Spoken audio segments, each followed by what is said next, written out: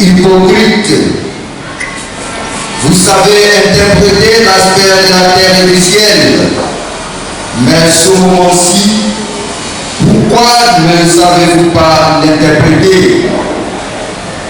Bien, chers frères et sœurs, chers auditeurs de la radio nationale catholique, nous voici à notre traditionnelle messe à l'intention des malades. Et je voudrais poser une petite question à tous ceux qui sont ici.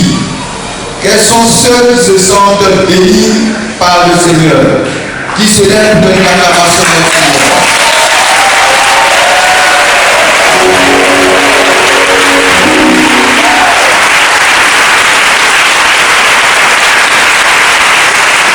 Merci Seigneur. Et oui, nous faisons bien de donner des acclamations au Seigneur, parce que toutes les fois où nous avons des rencontres avec le Seigneur nous bénit toujours et toujours. Nous pouvons penser que le Seigneur ne nous entend pas lorsque nous crions à lui, mais je voudrais vous dire une chose que vous savez d'ailleurs. Le Seigneur nous écoute, il écoute nos prières et il nous exauce d'une manière ou d'une autre. Cela peut ne pas être de la façon que nous voudrions que ce se passe, mais sachons que le Seigneur, il sait ce qui est bien pour nous au moment opportun, et à cet instant précis, il nous donnera ce qu'il nous faut pour notre vie sur cette terre des hommes. Eh bien, chers frères, dans cette page de l'évangile que nous venons d'écouter, le Seigneur fustige l'hypocrisie de ses contemporains. Le Seigneur est un peu fâché de la manière dont ses contemporains se comportent. Il est fâché contre leur hypocrisie. Et cette hypocrisie se situe à quel niveau? L'hypocrisie de ses contemporains, et cette parole s'adresse à nous également aujourd'hui, c'est que nous savons lire les signes des temps, les signes du ciel et de la terre, nous savons les lire. Quand nous voyons les nuages s'attacher à un point du ciel, nous disons qu'il va pleuvoir, et justement c'est ce qui arrive. Et donc le Christ nous dit, mais si nous savons interpréter le signe des temps, pourquoi, pour ce qui concerne notre salut, pour ce qui concerne notre marche à sa suite pour obtenir le salut, pourquoi est-ce que nous ne savons pas interpréter les signes? Et comment est-ce que nous pouvons interpréter les signes? Justement, le Christ, il nous demande d'être proactifs. Il nous demande d'anticiper les choses. Et c'est ce qu'il nous reproche justement dans cette page de l'Évangile. Nous demandons la paix pour notre pays. Nous demandons la paix pour nos foyers. Nous demandons la paix dans nos différentes familles. Et bien justement, c'est une belle chose. Mais si nous voulons la paix, il est important que nous, en tant qu'individus, nous, en tant que famille, nous puissions poser des actes qui vont avec la paix. Je ne sais pas si je me fais comprendre. Et donc c'est justement cela qui nous manque. Si nous savons interpréter les signes des temps, il est important que chacun à son niveau puisse poser des actes qui mènent lui et ses siens vers le salut. Mais bien souvent, nous nous taisons sur ce qui se passe autour de nous. Et le Christ aujourd'hui, il fustige notre silence coupable. Souvent, nous nous attachons à des avantages socio-économiques, à des avantages financiers, et donc nous sommes tellement accrochés à ces choses-là que ce que nous devons dénoncer, nous ne le faisons pas. Mais partout, dans le pays, tout le monde crie à la corruption. Corruption par-ci, corruption par-là.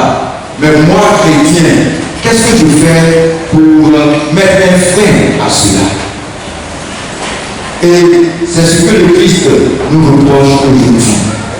Il ne faudrait pas que nous oublions notre identité de chrétien. Il ne faudrait pas que nous oublions notre être de chrétien. Nous sommes des chrétiens, nous sommes celles de la terre et lumière du monde. C'est nous qui devons donner une direction à la vie. Mais si nous nous laissons phagocyter par les événements de la vie, si nous nous laissons entraîner par tout ce qui n'est pas bon, alors sachant que nous n'avons pas accompli notre mission, et cette parole d'aujourd'hui, elle s'adresse justement à nous. Oui, bien, chers frères et sœurs, il est important que, en tant que chrétiens, nous pouvons donner un visage au monde. Mais dans nos bureaux, partout où nous passons, quand on parle de corruption, quand on parle de péché, c'est nous, les chrétiens d'abord, qui sommes concernés. Et là, ce n'est pas bien. Et c'est ce que le Christ, en ce matin, nous voudrait nous dire. Il faudrait que nous soyons proactifs. Il faudrait que nous ayons l'imagination fertile pour pouvoir aider ceux qui ne connaissent pas le Christ à aller vers le Christ. Mais nous qui le connaissons, si nous désertons, si nous ne faisons pas ce qu'il faut, alors nous sommes dans l'église à plein. Et ce matin, le Christ, il nous parle dans cette parole. Il nous parle dans cette page de l'évangile. C'est à nous que cette parole a été adressée. Oui, bien chers frères et sœurs, moi en tant que chrétien, en tant que père de famille, en tant que mère, en tant que fonctionnaire, qu'est-ce que je fais pour l'avancée du règne de Dieu? Qu'est-ce que je fais pour que le règne de Dieu advienne? Père et joie. Père et joie.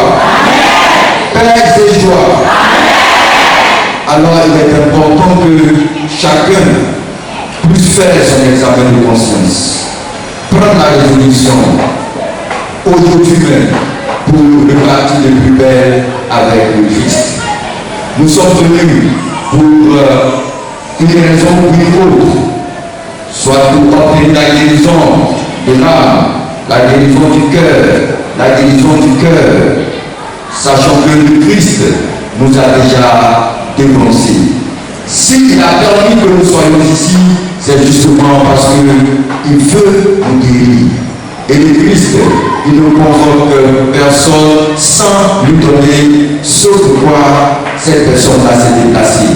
Il est important que nous puissions le savoir. Et l'évangile déjà, si nous savons que nous sommes déjà bénis, par notre présence ici seulement, nous sommes bénis. Parce que la parole de Dieu que nous écoutons, cette parole-là, c'est cette parole qui, quand elle nous touche, produit en nous son effet et nous obtient la guérison.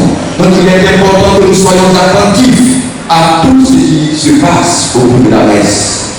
La parole de Dieu que nous avons écoutée, c'est cette parole-là qui va faire son effet en nous. Le Christ, il nous a déjà touchés par sa parole. Il nous a déjà guéris lorsque nous recevons cette parole-là. Il va encore venir à nous dans son corps et dans son sang que nous allons prendre. Et cela, c'est pour d'abord notre guérison intérieure. Et après cette guérison intérieure, va venir la guérison extérieure. Et tout ce qui va avec. Et donc, il est important que lorsque nous nous déplaçons pour venir, ce n'est pas le moment d'attendre que voilà, le grand miracle se passe. Le miracle, c'est déjà ma personne. Ma vie est déjà un miracle. Le fait que je sois là debout devant vous, c'est déjà un premier miracle que le Seigneur a accompli dans ma vie. Et donc, il ne faudrait pas que nous soyons distraits par tout ce qui se passe à côté de nous. Que nous ayons notre regard fixé sur le Christ, mort et ressuscité, qui est parmi nous. Parce que lui l'a dit, lorsque nous passons en son nom, il est là au milieu de nous. Sachant qu'il est présent. Et toutes nos prières, toutes ces prières qui jaillissent de nos cœurs, il les écoute. Lui-même l'a dit, nous qui sommes mauvais, si nous savons donner de bonnes choses à nos enfants, combien plus le Père ne donnerait pas le Saint-Esprit à celui qui le lui demande. Oui, bien chers frères et sœurs, le Christ nous exauce tous les jours. Le Christ nous exauce. Et nous devons être rassurés nous devons être rassurés parce que nous savons qui nous exauce.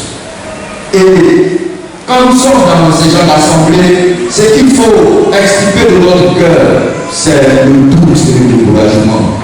Parce que lorsque nous adressons nos prières à Dieu, nous savons que Dieu nous écoute, mais le malin vient en nous et il nous fait croire que nous perdons notre temps. Il nous fait croire que nous ne pouvons rien obtenir et nous nous laissons aller au découragement. Et donc le doute et le découragement sont les cordes sur lesquelles l'ennemi joue ses plus belles musiques. Et malheureusement, certains de nous entrent dans son jeu et nous passons à côté de ce que nous sommes venus chercher.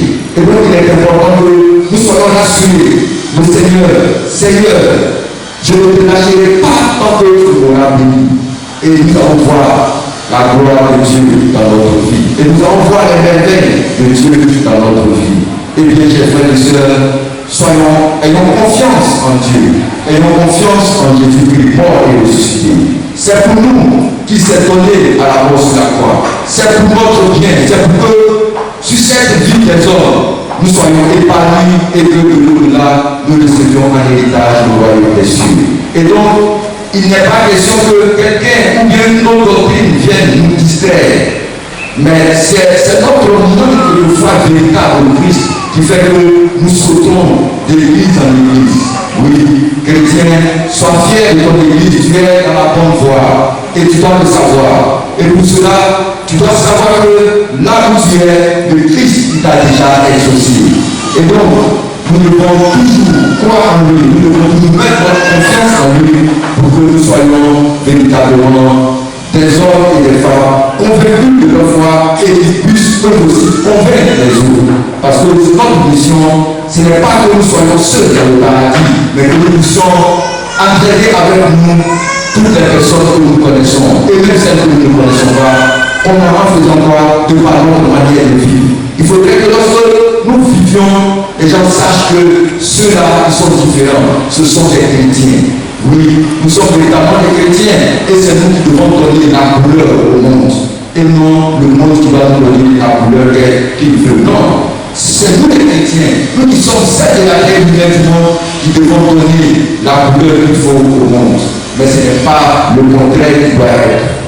Et donc au cours de cette célébration eucharistique, nous allons demander la grâce à notre Seigneur Jésus-Christ de nous rendre fertile, de rendre notre imagination fertile, afin que nous soyons toujours, nous prenons toujours de l'avance. Nous prenons toujours une longueur d'avance. C'est ça la proactivité. Il faudrait que nous dépensions les choses et que notre imagination soit fertile et que notre charité soit inventive, afin que nous puissions recevoir déjà sur cette terre l'héritage qui nous est promis et dans le ciel, le paradis. Demandons cette grâce au cours de cette célébration eucharistique par l'intercession de la Vierge Marie. Amen.